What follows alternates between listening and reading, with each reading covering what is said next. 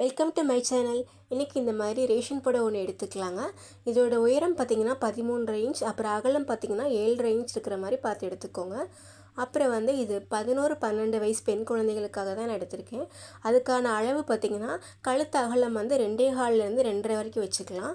அப்புறம் shoulder 3 + 1 add பண்ணணும். அப்போ 4 இன்ச் வச்சுக்கலாம். அதில் இருந்து இப்போ ஆம்ஹோல் அளவு எடுக்கணுங்க. இது 5.5 இன்ச் இருக்க மாதிரி மார்க் பண்ணிக்கோங்க. இப்போ இது நம்ம பாடி அகலம் இருக்குது பார்த்தீங்களா, அதுக்கு தகுந்த மாதிரி எடுத்துக்கோங்க. எக்ஸ்ட்ராவாக நான் 1 இன்ச் ஆட் பண்ணியிருக்கேங்க. இப்போ முன்கழுத்துக்கு 4 இன்ச் இருக்கிற மாதிரி நான் எடுத்திருக்கேன். அதே மாதிரி அகலம் கரெக்டாக இருக்கான்னு பார்த்துக்கோங்க. 4 இன்ச் சாதாரண ரவுண்டு நெக்கு தான் நான் வச்சுருக்கேன். இதே மாதிரி மார்க் பண்ணிக்கோங்க. கை வளைவுக்கு 1.5 இன்ச் வச்சுக்கலாங்க. அதே மாதிரி வரைஞ்சி அதை நம்ம கட் பண்ணிக்க போகிறோம். இதே மாதிரி மார்க் பண்ணிக்கோங்க. கழுத்துக்கு கம்மியாக இருந்தால் போதும். காலில் 1/2 இன்ச் வச்சு அதே மாதிரி ரவுண்ட் நெக்காக நீங்கள் மார்க் பண்ணிக்கோங்க. இப்போ அகலம் நம்ம எக்ஸ்ட்ரா 1 இன்ச் அதிகமாக வச்சுருக்கோம். அதுக்காக தான் இப்போ ஸ்கேலில் மார்க் பண்ணியிருக்கேன் பாருங்கள். கீழே இருந்து 1 இன்ச் மார்க் பண்ணிக்கோங்க. இந்த 1 இன்ச்லேருந்து அப்படியே அளவு குறைச்சிட்டே சென்டரில் அப்படியே நிறுத்திக்கோங்க. ஜஸ்ட் ஒரு கர்வ் மாதிரி வரையணுங்க. அதே மாதிரி மார்க் பண்ணிக்கோங்க. இப்போ மேலே அந்த ஷோல்டரில் ஒரு 1/2 இன்ச், ஒரு 1/2 இன்ச் அப்படியே கிராஸாக நீங்கள் மார்க் பண்ணிக்கோங்க. அதை நம்ம கட் பண்ணி எடுத்துக்க போகிறோம். இப்போ நான் சொன்ன மாதிரியே கீழே பாருங்கள், அந்த கர்வாக மார்க் பண்ணிக்கோங்க. அதே மாதிரி ஸ்கேல் வச்சு கரெக்டாக லைன் போட்டுக்கோங்க. அப்போ தான் நமக்கு நீட்டாக இருக்கும். கட் பண்ணும்போது ஈஸியாகவும் இருக்கும் நமக்கு. இப்போ கழுத்து பகுதியிலேருந்து அப்படியே கட் பண்ணிகிட்டே வந்துடலாங்க மேலே. அதுக்கப்புறம் ஷோல்டரில் நான் சொன்ன மாதிரி அந்த 1/2 இன்ச் கிராஸாக அப்படியே கட் பண்ணிக்கோங்க. அப்படியே கை வளைவிலிருந்து கீழே அப்படியே கொண்டு வந்துடுங்க. கீழே கட் பண்ணும்போது நான் கர்வாக ஒரு 1 இன்ச்சுக்கு நம்ம மார்க் பண்ணோம்ல, அதே மாதிரி கட் பண்ணி எடுத்துக்கோங்க. இப்போ கட் பண்ணியாச்சு. இது ஃப்ரண்ட்டுக்கு கட் பண்ணோம். இப்போ பேக் கட் பண்ணுங்க. பின் கழுத்துக்கு அதே மாதிரி இன்னொரு லைனிங் பீஸ் எடுத்திருக்கேன். உங்கள்கிட்ட வேறு எந்த துணி வேணாலும் எடுத்துக்கலாம். பழைய ரேஷன் புடவை, பழைய லைனிங் கிளாத்தில் தான் நான் எடுத்திருக்கேன். இதில் பேக்கில் கழுத்து மட்டும் கொஞ்சம் கம்மியாக வச்சுக்கோங்க. இதில் 3 இன்ச் அப்படி தான் வச்சுருக்கேன். மற்றபடி எல்லாமே சேம் தான். கை போர்ஷன் அதில் இருக்க மாதிரி அப்படியே கட் பண்ணி எடுத்துக்கலாம். மற்றபடி எல்லாமே சேமாக தாங்க இருக்கும்.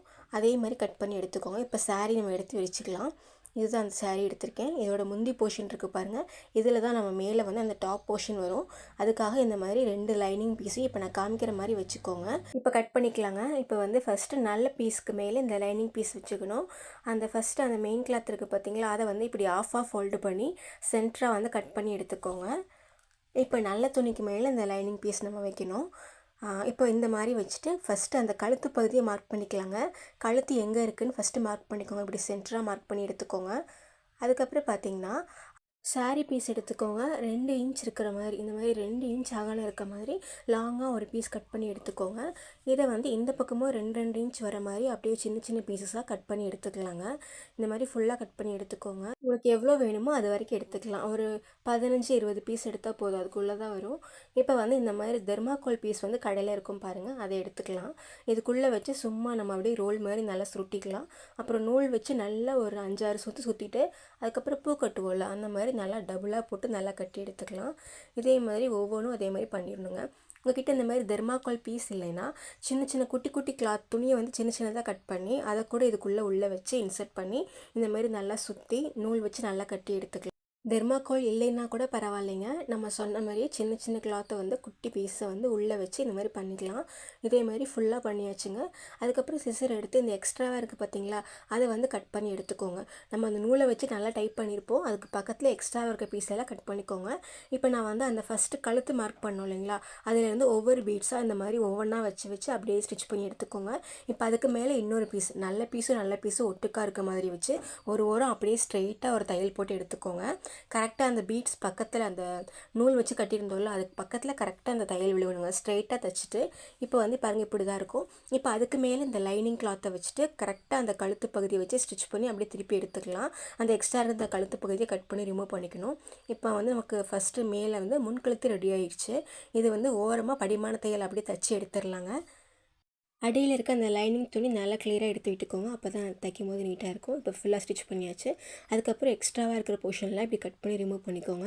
இப்போ பின் கழுத்துக்கும் அதே மாதிரி நல்ல துணிக்கு மேலே அந்த லைனிங் கிளாத்தை வச்சுட்டு கழுத்து பகுதியை ஃபஸ்ட்டு நம்ம தைச்சி எடுத்துக்கலாங்க, மார்க் பண்ணதை. அதுக்கப்புறம் அதை கட் பண்ணி எடுத்துக்கலாம். நம்ம நார்மலாக லைனிங் ப்ளவுஸ் எப்படி கட் பண்ணி ஸ்டிச் பண்ணுவோமோ அதே மாதிரி தாங்க சேம். இப்போ நல்ல துணி வந்து வெளியே இப்படி திருப்பி எடுத்தாச்சு. இப்போ இந்த கழுத்து பகுதிக்கு வந்து நம்ம படிமான தையல் போட்டுடலாம். அதே மாதிரி பேக்கில் வந்து லைனிங் பீஸ் வந்து ஸ்டிச் பண்ணுவோம்ல, அதில் வந்து இந்த கைப்பகுதியை வந்து ஸ்டிச் பண்ண வேண்டாம், வெறும் கழுத்து பகுதி மட்டும் தைச்சிக்கலாம். எதுக்காகன்னு பார்த்தீங்கன்னா, நம்ம இப்போ ஷோல்டர் வந்து ஜாயின் பண்ணும்போது அது வெளியே அந்த பிசுறு தெரியாமல் இருக்கணும். அதுக்காக நம்ம அதை வந்து உள்ளே வச்சு தைக்க போகிறோம். அது எப்படின்னு சொல்கிறேன்.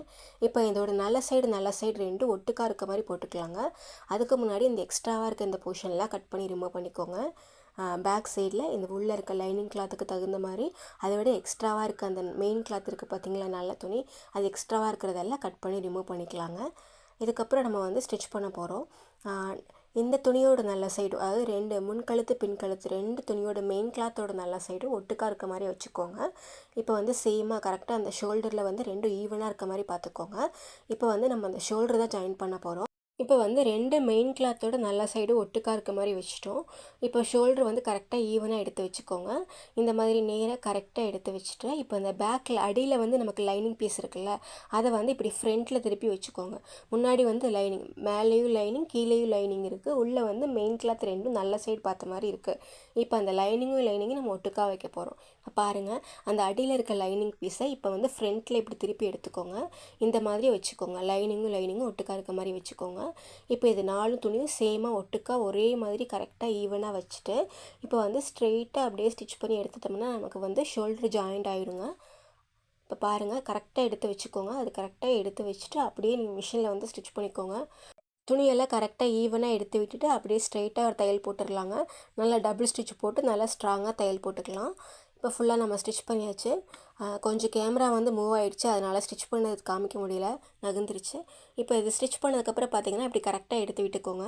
நான் சொன்ன மாதிரி அந்த ரெண்டு ஷோல்டரும் ஜாயின் பண்ணோம் இல்லைங்களா, அதில் பார்த்தீங்களா அந்த பிசுறு வந்து நமக்கு வெளியே தெரியவே இல்லை, அது வந்து அடியில் போயிடும். இப்போ ரெண்டையும் ஒட்டுக்கா ஈவனாக வச்சனால இப்போ பார்க்க நமக்கு நீட்டாகவும் இருக்கும், அந்த பிசுறெல்லாம் வெளியே தெரியாமல் ரொம்ப நீட்டாக இருக்கும். இப்போ வந்து அந்த பேக் சைடில் வந்து மீதி அந்த கை போர்ஷன்லாம் இருக்குல்ல லைனிங் கிளாத்தில், அது ஃபுல்லாக அப்படியே சுற்றியும் அப்படியே தச்சு எடுத்துக்கோங்க. இப்போ ஃபஸ்ட்டு நம்ம ஒரு சைடு எப்படி ஜாயின் பண்ணோமோ அதே மாதிரி இன்னொரு சைடும் சேம் அதே மாதிரி நம்ம வந்து ஷோல்டர் ஜாயின் பண்ணிக்கலாம். அந்த பிசுறெல்லாம் வெளியே தெரியாத மாதிரி இன்விசிபிள் ஆயிரும். இந்த மாதிரி ஸ்டிச் பண்ணால் ரொம்ப ஈஸியாக இருக்கும். இப்போ பார்த்தீங்களா, ரெண்டு ஷோல்டரையும் நம்ம ஜாயின் பண்ணிட்டோம். பார்க்க ரொம்ப நீட்டாகவும் இருக்குது. அந்த பிசுறெல்லாம் நமக்கு தெரியவே இல்லை பாருங்கள், அதெல்லாம் அடியில் போயிடுச்சு. இப்போ நீட்டாக இருக்குது பார்த்தீங்களா. உங்களுக்கு வேணால் அதுக்கு மேலே வேணால் ஒரு தையல் போட்டதுன்னா போட்டுக்கலாம். இப்போ வந்து நம்ம ரெண்டு பக்கமும் ஸ்டிச் பண்ணியாச்சு. இப்போ பார்த்திங்கன்னா நம்ம இதில் டாட் பிடிக்கிறதுனா பிடிச்சிக்கலாங்க. இப்போ ஃப்ரண்ட்டில் வந்து அந்த ஷோல்டரை வந்து ஆஃபாக ஃபோல்டு பண்ணிக்கோங்க. கரெக்டாக ஃபோல்டு பண்ணி கீழே இருந்து 2.5 இல்லை ஒரு 3 இன்ச்சுக்கு நீங்கள் மார்க் பண்ணிக்கோங்க. ஏன்னா சின்ன பெண் குழந்தைகளுக்கு தானே, அதனால் 2.5 இன்ச் போதும். அது கரெக்டாக மார்க் பண்ணி இந்த பக்கம் ஒரு 1/4 இன்ச் அந்த பக்கம் ஒரு 1/4 இன்ச் டாட் பிடிக்கணும். அதே மாதிரி தான் பேக் சைட்லேயும் அந்த மாதிரி மார்க் பண்ணி ஸ்ட்ரைட்டாக லைன் போட்டுக்கோங்க. 2.5 இன்ச்சுக்கு லைன் போட்டு 1/4 இன்ச் டாட் பிடிச்சிக்கோங்க. இப்போ அந்த ஃப்ராக்குக்கு டாப் ரெடி ஆகிடுச்சு. கீழே பாட்டமுக்கு வந்து சாரீ பீஸ் இருக்குது பார்த்தீங்களா, அந்த சாரியோட மீதி ஃபுல் போர்ஷன் ஃபுல்லாக நான் அப்படியே எடுத்திருக்கேன். இதில் வந்து நான் 2 இன்ச் கரெக்டாக மார்க் பண்ணி அதை வந்து 20 இன்ச்சஸ் வர மாதிரி நான் ஃப்ளீட் கொடுத்து அப்படியே ஸ்டிச் பண்ணி எடுத்துக்கிட்டேன். உங்களுக்கு எந்த அளவுக்கு வேணுமோ நீங்கள் அந்த அளவுக்கு வரைக்கும் வச்சுக்கலாம். இடுப்பு அளவிலிருந்து 3 பாகம் அதிகமாக அந்த சாரியோட அகலம் இருக்கணுங்க. அப்போ தான் நம்ம ஃப்ளீட் நிறையா வச்சா பார்க்க நீட்டாகவும் இருக்கும். இதுக்கு லைனிங்க்கு வந்து நான் ரேஷன் வேஷ்டி தான் எடுத்திருக்கேன். லென்த்து வந்து அதே மாதிரி இருக்கான்னு பார்த்துக்கோங்க. அகலம் மட்டும் அதே மாதிரி இருந்தால் போதும். கீழே வந்து நமக்கு உயரம் வந்து அந்த சாரீக்கு விட ஒரு 2-3 இன்ச் கம்மியாக இருக்க மாதிரியே பார்த்துக்கோங்க. இப்போ வந்து அதை விட கம்மியாக தான் நான் எடுத்திருக்கேன் இந்த ரேஷன் வேஷ்டி. ஒரு பக்கம் மடித்து தைச்சிருக்கேன். மேலே வந்து அந்த லைனிங் கிளாத்தும் இப்போ அந்த சாரீ இருக்குது பார்த்தீங்களா, கீழே பாட்டமில் வைக்கிறது, அது ரெண்டையுமே நான் ஜாயின் பண்ணி எடுத்துக்கிட்டேன். இப்போ ஒரு சைடு நம்ம எப்படி அட்டாச் பண்ணணும்னு காமிக்கிறேன். இந்த ட்ரெஸ்ஸோட டாப்பு அப்போ பாட்டமில் இருக்குது பார்த்தீங்களா ஸ்கர்ட்டு, அது 2 பகுதியும் ஒட்டுக்கா, அதாவது நல்ல சைடு இருக்க மாதிரி சேமாக எடுத்து வச்சுக்கோங்க. அந்த டாப்பும் அந்த ஸ்கர்ட்டும் 2 பக்கமும் நல்ல சைடு இருக்க மாதிரி ஒட்டுக்கா எடுத்து வச்சுக்கோங்க. இந்த மாதிரி எடுத்துகிட்டு நம்ம அப்படியே ஓரமாக தைச்சிட்டு வந்தோம்னா ரொம்ப ஈஸியாக இருக்குங்க. இப்போ ஒரு பக்கம் அட்டாச் பண்ணிட்டோம், இன்னொரு பக்கமும் சேம் அதே மாதிரி தான் நீங்கள் அட்டாச் பண்ணணும்.